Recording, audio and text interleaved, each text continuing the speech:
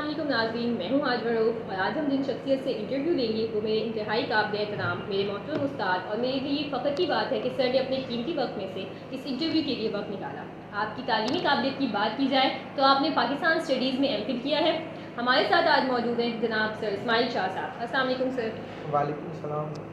سر آج کا انٹرویو ہم نے 3 موضوعات پہ بات کرنی ہے اور باری باری کر کے ہم ان سے متعلق میں آپ سے سوالات کروں گی اور آپ مجھے جواب دیں۔ اور جو پہلا موضوع جس پہ میں بات کرنے والی ہوں وہ ہے پاکستان میں تعلیم کا برا حال۔ سر یونیسیف کے اعداد و شمار کے مطابق پاکستان میں 22.8 ملین بچے جو ہیں اسکول سے باہر ہیں، جو کہ دنیا میں آؤٹ آف اسکول چلڈرن کی بات کی جائے تو اس کا دوسرے نمبر پہ آتا ہے۔ سر تو میرا پہلا سوال آپ سے یہ ہے کہ آپ اس کو تھوڑا سا ہسٹری سے لنک کریں اور مجھے بتائیں کہ پاکستان میں تعلیم کا نظام اتنا برا کیوں ہے۔ فرسٹ آف آل شروع کریں نیشنل ایجوکیشنل کانفرنس 1947 سے لے کر جتنی بھی کانفرنسز ہوئی ہیں ایجوکیشن کے اوپر یا پالیسیز بنی ہیں وہ وائبرنٹ یا ان کی پریکٹیکیبلٹی کو نہیں دیکھا گیا، تو اس کی وجہ سے تعلیم کا بہت برا حال ہے۔ دوسرا، یہاں پہ کوئی بھی پالیسیز آتی ہے جیسے کہ ایوب خان کے دور میں فرسٹ 5 ایئر پلان آیا تھا ایجوکیشن کے اوپر، تو اس میں ایجوکیشن کے اوپر زیادہ فوکس کیا گیا تھا، مگر جیسے ہی ایوب خان ایرا چلی جاتی ہے، بھٹو ایرا آتی ہے، تو پریویس پالیسیز جو ہیں وہ چلی جاتی ہیں۔ Same is the case with Musharraf یا دوسرے جو ہمارے پولیٹیشین یا لیڈرس آئے ہیں، ان کی جو پریویس پالیسیز تھیں ان کو ختم کر کے پھر نئی پالیسیز سے جوڑا جاتا ہے، اس کی وجہ سے تعلیم کا بہت برا حال۔ اور اس کے بعد یہ ہسٹری سے ریلیٹڈ، اور شروع سے 1947 سے لے کر آج تک اگر آپ آئیں ایجوکیشن کے اوپر ہم نے 2.5% سے زیادہ ایجوکیشن کے اوپر اسپینڈ نہیں کی اپنے ایکسپینڈیچر۔ تو ہمارے یہاں پاکستان میں ایجوکیشن اور ہیلتھ کے جو انسٹیٹیوشن ہے یہ برے حالات سے گزر رہے ہیں۔ سر بہت شکریہ سر، آپ نے بہت ڈیٹیل میں جواب دیا۔ سر میں نے گلوبل اکانومی سے کچھ انڈیکیٹرز لیے ہیں جس کے مطابق پاکستان جو ہے وہ بنگلہ دیش کے بعد بنگلہ دیش سے 1 پوائنٹ اوپر ہے، یعنی کہ بنگلہ دیش سب سے اینڈ میں اور پاکستان سیکنڈ لاسٹ نمبر پہ ہے، جو کہ ایجوکیشن پر سب سے کم جی ڈی پی اسپینڈ کرتا ہے۔ اور اگر ہم پاکستان کی ایوریج جی ڈی پی کی اسپینڈنگ دیکھیں 1971 سے لے کر 2021 تک تو وہ 2.35 تک آئی ہے اور 1.57 سے بڑھ کر 2.35 تک آئی ہے۔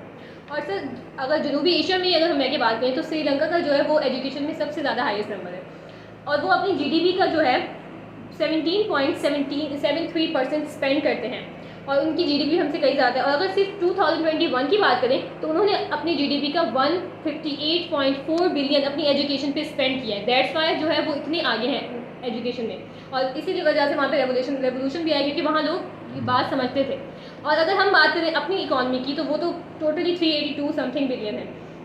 تو سر پاکستان میں تعلیم جو حکومت ہے وہ تعلیم کے اوپر کب فوکس کرے گی، یعنی کہ ایکسپینڈیچر بھی زیادہ کرے گی اور پالیسیز بھی لے کے آئے گی، تو آپ کو کیا لگتا ہے؟ بیٹا سب سے پہلے تو آپ آ جائیں سری لنکا سب سے زیادہ انویسٹ کر رہی ہے ایجوکیشن کے اوپر، اور دوسرے انڈیا یا بنگلہ دیش یہ ایجوکیشن کے اوپر زیادہ خرچہ کرتے ہیں ایز کمپیئر ٹو پاکستان۔ تو وہاں پر حالات اکنامک اسٹیبلٹی اور پولیٹیکل اسٹیبلٹی آپ کو نظر آئے گی۔ جہاں تک پاکستان کا سوال ہے، پاکستان میں ایجوکیشن کبھی بھی ہمارے جو حکمران ہیں ان کی پریورٹی نہیں رہی۔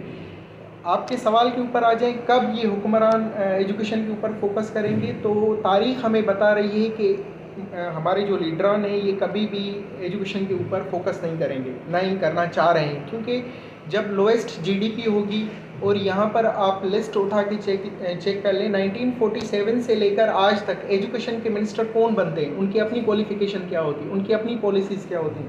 پھر آ جائیں تیسرے نمبر پر جو میری پوائنٹ ہے کہ یہاں پر جو بیوروکریٹس ہیں یا آپ کے پولیٹیشین ہیں یا جو آپ کے ایلیٹ ہیں، ان کے بچے پڑھتے ہیں موسٹلی پرائیویٹ اسکولز میں یا out of the country in کے بچے تعلیم حاصل کرتے ہیں۔ تو یہاں پر جو یہ پولیٹیشینز ہیں وہ کس طریقے سے، یہ بیوروکریٹس جو ایجوکیشن منسٹریز میں یہ کس طریقے سے یہاں کی ایجوکیشن کو بہتر بنانے کی کوشش کریں گے، جب ان کے اپنے بچے ان اسکولز میں، ان کالجز میں، public schools, colleges and universities میں تعلیم حاصل نہیں کر رہے۔ تو اس سے یہ ظاہر ہو رہا ہے کہ پاکستان میں جو تعلیم کا نظام ہے یہ ایسے ہی چلتا رہے گا، ٹھیک ہے۔ جو پریویس کریکٹر جو اسٹیٹسٹکس ہیں ہمیں بتا رہے ہیں، اور آج تک کے اسٹیٹسٹکس ہمیں بتا رہے ہیں، اس میں سے امپرومنٹ کی مجھے کوئی نظر نہیں آ رہی کہ آگے آنے والے ایئرز میں کوئی पॉलिटिशियन आके कोई रिवोल्यूशनराइज कर दे सिस्टम को, फिर कोई दूसरी बात है, वरना बहुत मुश्किल है। ओके सर, आपने बिल्कुल ठीक कहा कि जब तक उनके अपने बच्चे इन स्कूल्स में, इन यूनिवर्सिटीज़ में नहीं पढ़ेंगे, उन मसाइल को नहीं जांचेंगे, तब तक वो कैसे उन मसाइल का हल तलाश करेंगे। सर मेरा अगला सवाल बिल्कुल यही था आपसे कि आप क्या समझते हैं कि पाकिस्तान में तालीमी निज़ाम जो है वो यकसा होना चाहिए, यानी कि ये जो बात हमेशा होती है कि एलीट सिस्टम है, फिर एक गवर्नमेंट सिस्टम है या मिडिल क्लास सिस्टम है, और फिर है एक मदरसा सिस्टम, तो आप क्या समझते हैं कि ये यकसा लेवल पे होना चाहिए बिल्कुल, मतलब एक ही सिस्टम आ जाए, या फिर इनको ही किसी मतलब इन्हीं को बेहतर किया जाए? जी, यहाँ पे यकसा तालीमी निज़ाम होना चाहिए, मगर यकसा तालीमी निज़ाम की एक एग्जांपल मैं आपको देना चाहता हूँ. It is kind of funny thing that was done by Imran Khans government. वो ये थी कि सिंगल नेशनल करिकुलम इसने डेवलप कर दिया, ठीक है. उसमें ये था कि प्राइवेट गवर्नमेंट पब्लिक इंस्टीट्यूशंस को आगे बढ़ाकर जो प्राइवेट इंस्टीट्यूशंस हैं उनके मुकाबले में लेकर आता.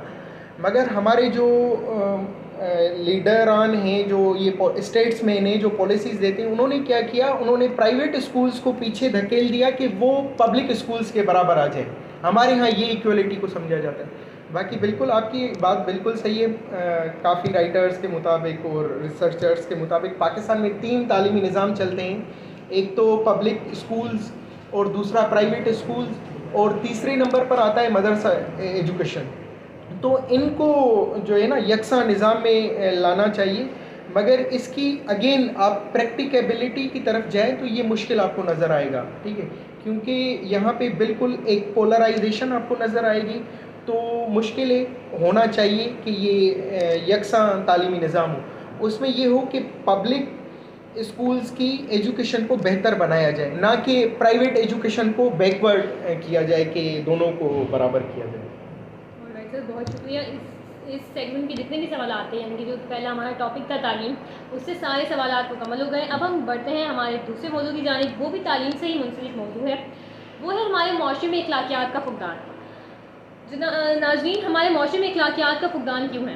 क्या कहीं पर वक्त पर पहुँचना, क्या ये बहुत ज़्यादा मुश्किल काम है? क्या एक कचरा डस्टबिन में डालना, क्या ये मुश्किल काम है?